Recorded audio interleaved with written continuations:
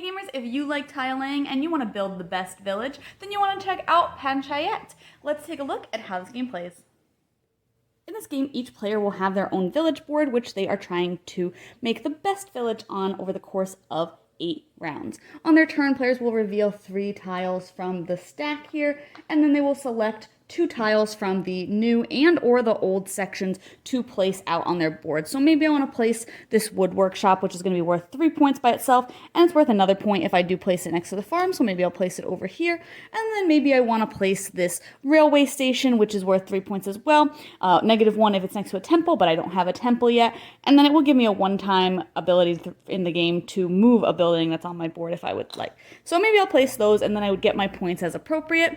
And then I would move these tiles from the new section into the old. There do have to be 3 available, so maybe I'll move this one here, and then maybe I will place this one on top of this stack here. They will wipe after a third one is there. If a fourth one would go to a pile, they will go into a discard pile. Some things that players want to consider when they're selecting their tiles for a turn is how many of each are available in the deck throughout the game, which their reference card has a count for all of that. And they'll also want to consider the 4 different endgame bonuses, which they can earn some points if they have the most of certain combinations of tiles on their board at the end of the game.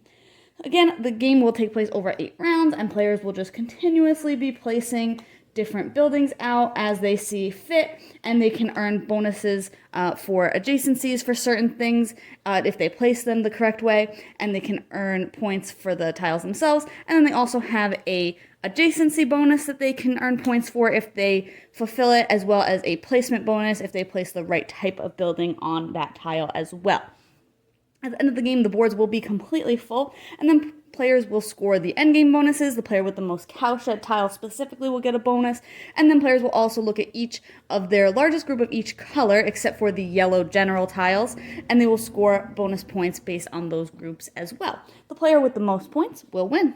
There's also a solo game option where they will play a certain objective, which will just give them some kind of goal to hit as well as a target score. And then there are little discard rules for the AI player who will discard things based on the scenario that you're playing in an attempt to make sure that you do not hit your goal. So it's a nice little option if you are looking to play solo as well.